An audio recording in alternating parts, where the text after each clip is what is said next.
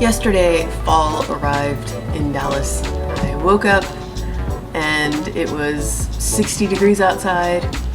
I had to wear a hoodie when I took Rosa on her morning walk. This is like true to Texas. The seasons just change so abruptly. I mean, I'm not kidding when I tell you that on Monday it was over 100 degrees here. So the door is open and I'm making sort of a latte.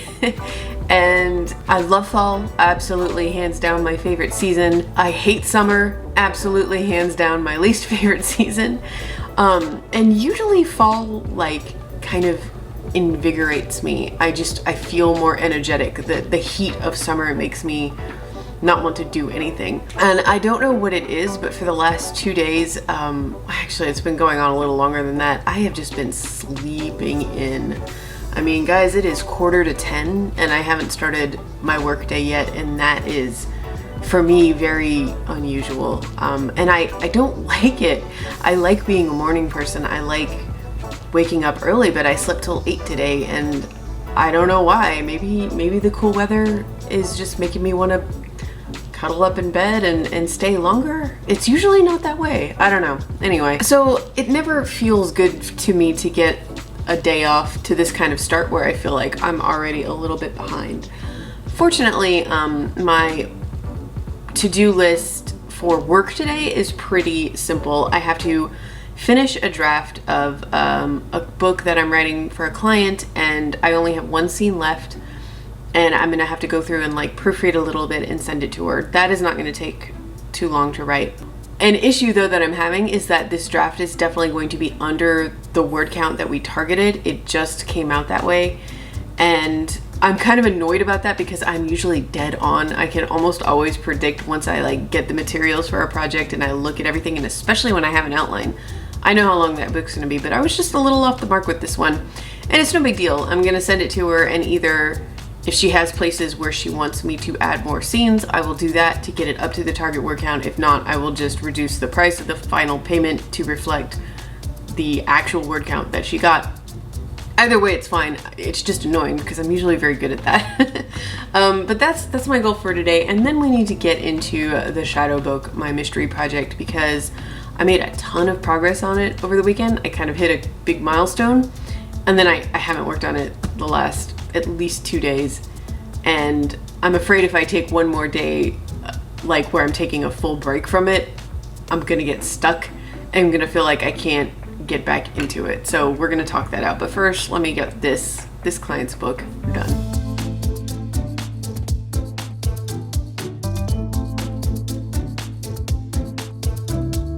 Okay, so that book is sent in and I'm done with that work for the day. So let me update you on what I've done with the shadow book since last week. Oh, hello. Hello. You wanna say hi? Okay, so here's the board, and I am at 35 scenes. And here's the really exciting part, is that this final scene that I wrote, I think it was Monday that I wrote this, is actually what I think is the midpoint. I don't know if that means I'm actually exactly halfway through the draft, or, you know, synopsis, whatever it is I'm writing right now. Like, I might not have like 35 scenes to go before I get to the end. I don't, you know what I mean? It's not, I don't know if it's exactly the midpoint, but I feel like, you know, we've always had an expectation of mystery or thriller as a genre, that there's a big twist at the end of the book, right? The big reveal, it's either who done it and or why they did it and or how they did it. But I think we've also kind of come to expect in the last decade that a mystery thriller has a good kind of midpoint twist. Maybe not always exactly in the middle, but like something happens to send everything sideways before the big reveal at the end of the book. And then there's like the final page, in some cases final sentence twist too. I think those are pretty popular now. And I knew what I wanted my midpoint sideways moment to be. And that was the last scene I wrote. Something really cool that happened is that as I was writing it, it was from, you know, this is a multi-POV book, but this was from the protagonist's point of view. And I had a moment in it where I wrote it, and then afterwards I looked at it and I was like, oh, that's the mirror moment. that moment that James Scott Campbell, I always feel like I'm gonna say his name wrong. James Scott Bell, write your novel from the middle. He talks about the mirror moment. I think I've vlogged about that plenty of times in the past, but like, I had a mirror moment. I mean, it's straight up what it was, and it wasn't intentional. And it was cool to me that was like, it just happened to work out that was at the midpoint, you know, and kind of just made me feel like I'm on the right track, I guess. And it didn't surprise me that after I wrote that, I just took a couple days and didn't really work on this book. That usually happens when I hit milestones in a project. And I think it's just totally natural. You hit a point and you need to take a break. When you're climbing a mountain, you don't just climb consistently one step after another until you're at the top. You like stop on ledges and you like rest, you know. and that's what I needed to do. But I also know myself, and if I take too much time away, it's gonna make it hard for me to get back into it. The other thing that's kind of getting to me is that I don't have a lot of really specific beats in mind between right now, the point I'm at, and the kind of final reveal and the climax. And that too is fine, because honestly, it has been working extremely well for me to just pick up this notebook and look at my note cards and say, okay, here's where I left off. Whose point of view am I writing from? And then just figuring out what happens from there. I feel like structurally so far, this is actually fairly solid. Like there's not, thus far, there aren't a lot of big plot or structural changes I'm going to have to make when I finish this, which is really exciting. And I don't know if the same is going to be said for the second half, but I don't know, I'm excited to move forward and explore it. And I think today I'm either going to do one of two things. I'm either going to just try to write the next scene and see what happens, or there is some background stuff I need to play with. Specifically for my main character, there is a organization that she worked for that's part of her backstory, and it's a specific type of organization, and I need to create a fake version of it. Think Parks and Rec with Grizzle. Like Grizzle wasn't real, but we could all tell what it was parodying, and it did a really great job of that, and it was really funny. And I'm trying to do a similar sort of thing with the company I come up with, the organization I come up with for this book. And I haven't let myself do it so far because I didn't want to procrastinate writing. I just wanted to write the draft and get through it. But at some point, this is gonna need to be developed. So I don't know, I might work on that. I think I might just start by reading what I wrote over the weekend, and then we'll see how I feel.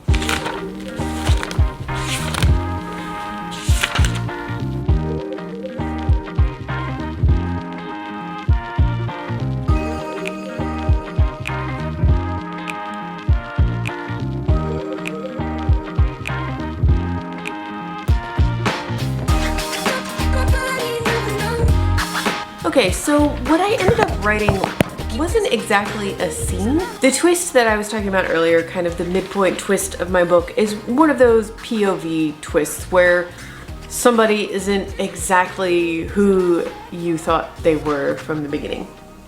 And it's a big scene. The whole cast is present when this reveal happens. And I sat there for a while looking at it, and I was like, I'm not sure how, like, whose point of view this is going to be from, this scene, like right after this reveal.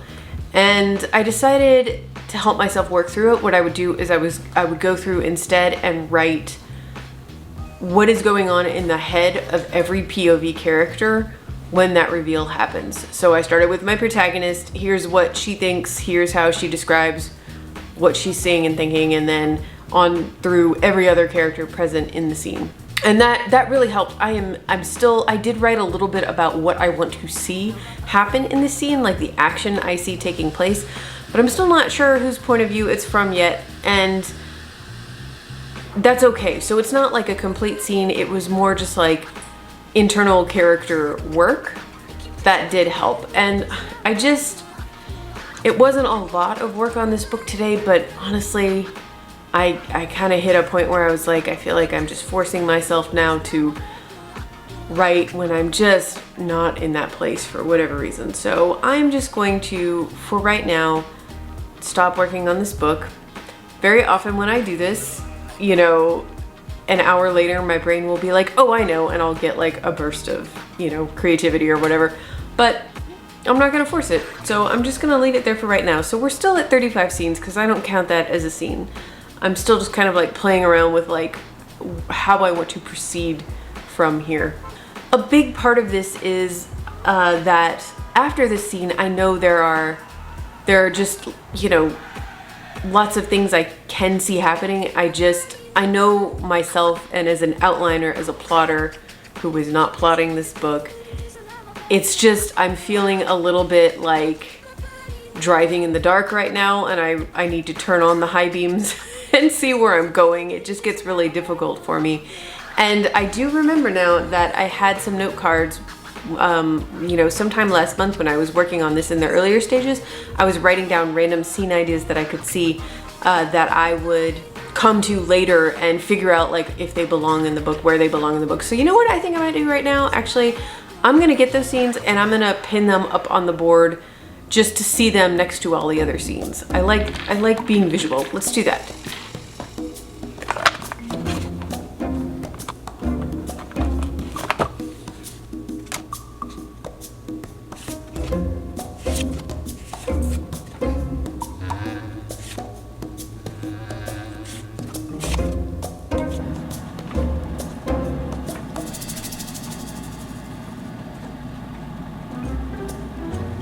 Okay, so once I went through them, I saw that only 3 of them are scenes that I can actually use in the end. The other cards were either like totally irrelevant now or scenes that I've already written.